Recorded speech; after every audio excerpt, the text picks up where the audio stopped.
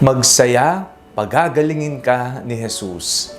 Ako po si Father Fiel Pareha at ito po ang ating segment, ang Daily Devotion, na kung saan tayo po ay magdarasal, magbabasa at magninilay kasama ng salita ng Diyos sa buong taon. Manalangin tayo. Sa ngalan ng Ama, ng Anak at ng Espiritu Santo. Amen. Halina, banal na Espiritu, tiwanagan mo ang aming puso at isip nang maunawaan at maisabuhay namin ang iyong salita. Amen. Our Bible passage for today is from the Gospel of St. Mark chapter 1, verses 29 to 34, and I read it for you. As soon as they left the synagogue, they entered the house of Simon and Andrew with James and John. Now Simon's mother-in-law was in bed with a fever, and they told him about her at once. He came and took her by the hand and lifted her up. Then the fever left her, and she began to serve them. That evening at sunset, they brought to him all who were sick or possessed with demons, and the whole city was gathered around the door. And he cured many who were sick with various diseases, and cast out many demons, and he would not permit the demons to speak, because they knew Him.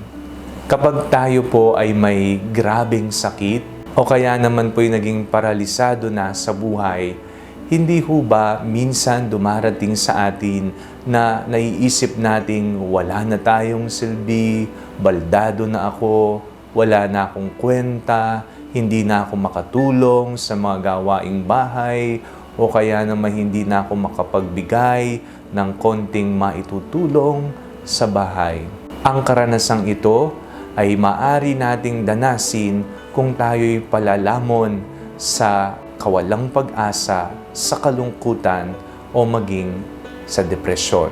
Ang taong may sakit, ang mga malulungkot na karanasang ito ay maaaring magtulak sa atin upang tayo magmukmok, upang tayo ay magkulong, o kaya na may mawalan na lamang talaga ng pag-asa sa buhay. Sa ating pong binasang ebanghelyo sa araw na ito, napakinggan po natin kung papaanong si Jesus ay nagpagaling. Jesus cured the mother-in-law of Peter, at marami pa siyang pinagaling na iba, pinalayas ng mga masasamang espiritu. Huwag kang matakot, huwag kang mangamba, huwag kang mawalan ng pag-asa.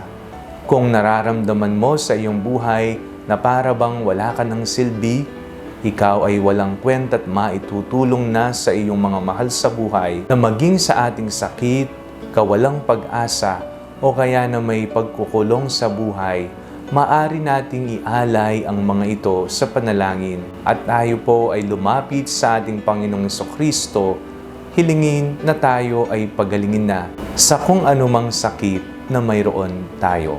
Manalangin tayo.